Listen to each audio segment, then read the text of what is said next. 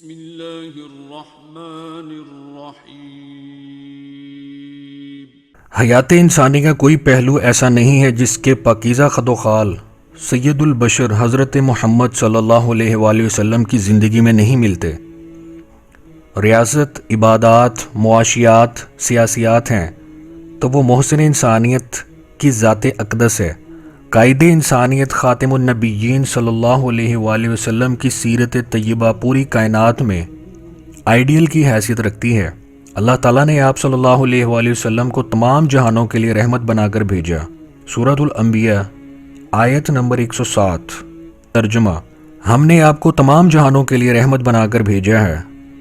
آپ صلی اللہ علیہ وآلہ وسلم کی حیات طیبہ کو پوری انسانیت کے لیے نمونہ ہدایت قرار دیتے ہوئے فرمایا۔ سورۃ الاحزاب آیت نمبر 21۔ ترجمہ: تحقیق تمہارے لیے نبی پاک صلی اللہ علیہ وآلہ وسلم کی زندگی میں بہترین نمونہ ہے۔ آپ صلی اللہ علیہ وآلہ وسلم کے رؤوف و رحیم ہونے کا یوں ذکر فرمایا۔ سورۃ التوبہ آیت نمبر 128۔ ترجمہ: بلا شبہ تم لوگوں کے پاس ایک رسول آیا ہے جو خود ہی تم میں سے ہے۔ تمہارا مشقت میں پڑنا اس پر گراں گزرتا ہے، وہ تمہاری فلاح چاہتا ہے۔ ایمان والوں کے لیے وہ رؤوف رحیم ہے۔ جو شخص حضور صلی اللہ علیہ وآلہ وسلم کے سامنے یک بارگی آ جاتا وہ ہیبت زدہ ہو جاتا، اور جو کوئی پاس آ بیٹھتا وہ فدائی بن جاتا۔ آپ صلی اللہ علیہ وآلہ وسلم کنبہ والوں اور خادموں پر بہت مہربان تھے۔ حضرت انس رضی اللہ تعالیٰ عنہ نے 10 سال تک آپ کی خدمت کی۔ اس عرصے میں انہیں کبھی اف تک نہ کہا۔ آپ صلی اللہ علیہ وآلہ وسلم کی زندگی نہایت سادہ تھی۔ آپ صلی اللہ علیہ وآلہ وسلم کی سادگی کا یہ عالم تھا کہ گھر اور باہر کے کسی کام میں شرم محسوس نہیں کرتے تھے۔ اپنے کپڑوں کو خود دھوتے اور اپنے جوتوں کو خود گانٹھ لیتے تھے۔ خانگی امور میں اپنی بیویوں کی مدد کرتے تھے۔ اپنی بکریوں کا دودھ خود دھوتے تھے۔ گھر میں جھاڑو دیتے تھے۔ ہجرت کے 90 سال ازواج مطہرات نے خانگی امور میں اخراجات کے اضافے کا مطالبہ کیا، لیکن آپ صلی اللہ علیہ وآلہ وسلم نے انکار کر دیا، اور آپ صلی اللہ علیہ وآلہ وسلم ان سے 1 ماہ تک علیحدہ رہے۔ آخر کار بذریعہ وہی انہیں اسی خرچ پر زندگی بسر کرنے کا حکم ہوا، ورنہ طلاق لے کر علیحدہ ہو جائیں۔ ایک مرتبہ حضرت عمر رضی اللہ تعالیٰ عنہ آپ صلی اللہ علیہ وآلہ وسلم کے کمرے میں تشریف لائے اور ایک چٹائی اس کمرے میں دیکھی جس پر ختم رسل ہادی برحق حضرت محمد صلی اللہ علیہ وآلہ وسلم آرام فرما رہے تھے۔ آپ صلی اللہ علیہ وآلہ وسلم کے بدن مبارک پر چٹائی کے نشان پڑ گئے تھے۔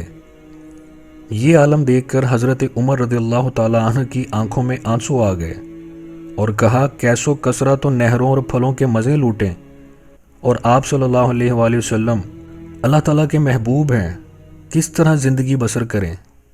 تو آپ صلی اللہ علیہ وآلہ وسلم نے فرمایا، عمر، کیا تم نہیں چاہتے کہ ہمارے لیے آخرت ہو اور ان کے لیے دنیا؟ حضور اکرم صلی اللہ علیہ وآلہ وسلم نے اس دنیا میں افوف درگزر کی جو مثالیں قائم کی ہیں، اس جہان میں ان کی کوئی نظیر نہیں ملتی۔ آپ صلی اللہ علیہ وآلہ وسلم کے افوف درگزر کی چند مثالیں درج ذیل ہیں۔ حضرت عائشہ رضی اللہ عنہا کا بیان ہے کہ حضور صلی اللہ علیہ وآلہ وسلم نے اپنی ذات مبارک کے لیے کسی سے انتقام نہیں لیا۔ جنگ احد میں آپ صلی اللہ علیہ وآلہ وسلم کے دانت مبارک شہید ہو گئے، چہرہ عطر زخمی ہو گیا۔ آپ صلی اللہ علیہ وآلہ وسلم نے ایک غار میں گر گئے۔ صحابہ کرام نے بددعا کے لیے حضور صلی اللہ علیہ وآلہ وسلم سے عرض کیا۔ آپ صلی اللہ علیہ وسلم نے فرمایا، مجھے لعنت کرنے کے لیے نہیں بھیجا گیا، بلکہ دائی خیر اور رحمت بنا کر بھیجا ہے۔ اے اللہ تعالیٰ، میری قوم کو ہدایت دے، کیونکہ یہ جانتے نہیں ہیں کہ میں کون ہوں۔ کفار مکہ بھی آپ صلی اللہ علیہ وآلہ وسلم کو صادق اور امین کے لقب سے پکارتے تھے۔ اسی وجہ سے نبوت سے پہلے بھی کفار مکہ آپ کے پاس اپنے مقدمات لے کر آیا کرتے تھے۔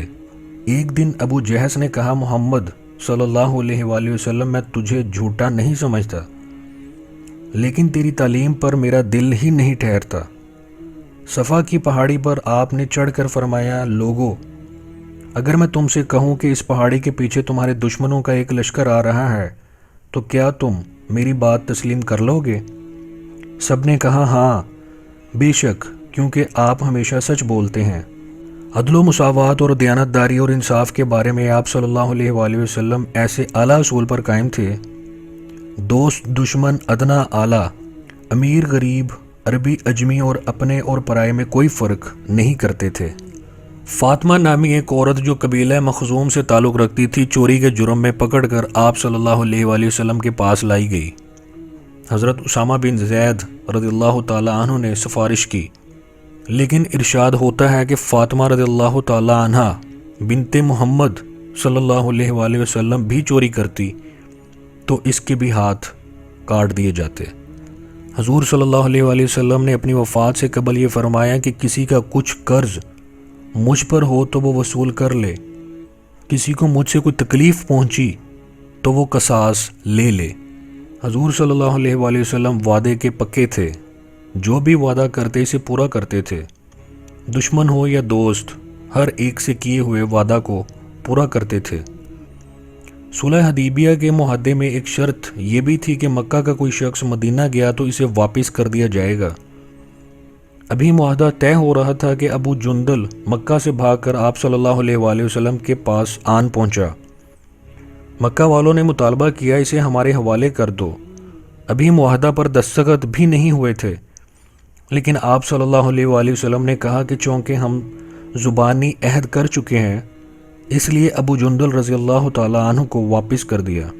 عبداللہ بن حمزہ کا بیان ہے کہ ایک مرتبہ میں نے آپ صلی اللہ علیہ وآلہ وسلم سے کوئی تجارتی معاملہ طے کیا اور 3 دن کا وعدہ کر لیا، تو تیسرے دن آیا تو حضور اکرم صلی اللہ علیہ وآلہ وسلم اسی جگہ پر موجود تھے۔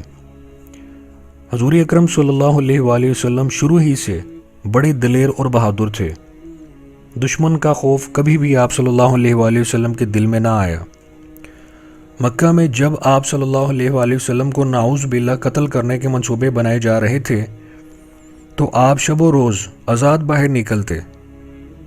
غار ثور میں دشمن سر پر تھا، لیکن آپ صلی اللہ علیہ وآلہ وسلم نے فرمایا غم نہ کیجیے، اللہ تعالی ہمارے ساتھ ہے۔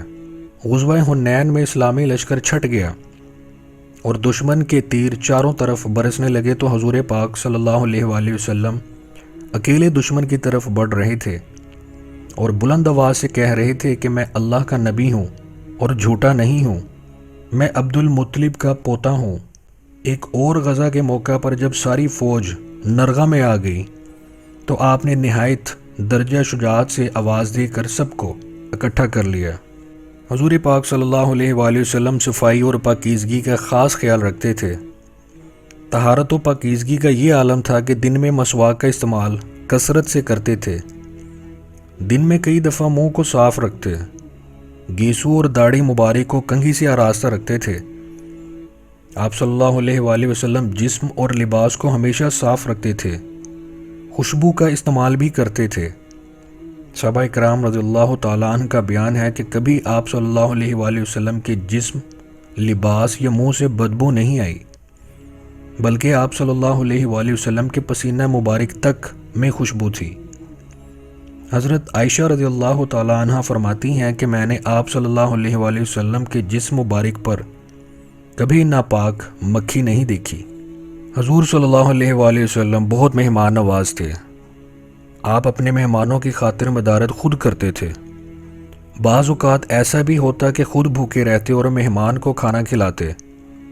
غیر مسلم بھی آپ صلی اللہ علیہ وآلہ وسلم کی مہمان نوازی سے متاثر ہو کر اسلام قبول کرتے تھے۔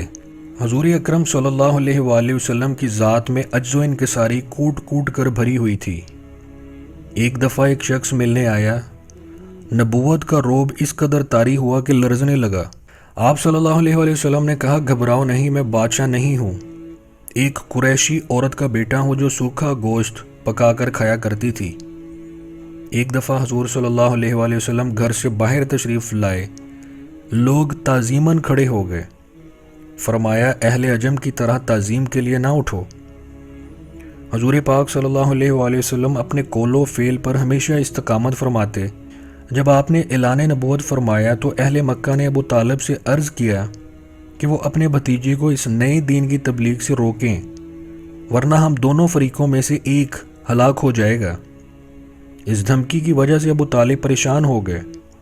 وہ اچھی طرح جانتے تھے کہ قریش اپنی بات کے پکے ہیں۔ انہوں نے آپ صلی اللہ علیہ وآلہ وسلم کو بلایا اور کہا، بیٹے مجھ پر اتنا بوجھ نہ ڈالو کہ میں برداشت نہ کر سکوں۔ اس پر آپ نے جواب دیا کہ اے چچا، اگر یہ لوگ میرے دائیں ہاتھ پر سورج اور بائیں ہاتھ پر چاند بھی رکھ دیں تو تب بھی میں اس کام کو نہیں چھوڑ سکتا، یہاں تک کہ خدا اس کو پورا کر دے یا میں خود اس کوشش میں شہید ہو جاؤں۔ عرب کے لوگوں نے آپ صلی اللہ علیہ وآلہ وسلم کو حسین و جمیل عورت، تمام دولت اور تمام قبائل کی سرداری کی پیشکش کی، لیکن آپ صلی اللہ علیہ وآلہ وسلم نے ان تمام چیزوں کو رد کر دیا۔ دوستو ہمیں بھی چاہیے کہ ہم اپنے خاتم النبیین صلی اللہ علیہ وآلہ نبی پاک صلی اللہ علیہ وآلہ وسلم کی پیروی کریں اور ان کے احکامات پر عمل کرنے کی کوشش کریں۔ اسی میں ہماری دنیا اور آخرت کی بھلائی ہے۔ اگر آپ کو ویڈیو اچھی لگی ہے تو چینل کو سبسکرائب اور ویڈیو کو شیئر لازمی کیجیے گا، کیونکہ کسی کو اچھی بات بتانا بھی صدقہ جاریہ ہے۔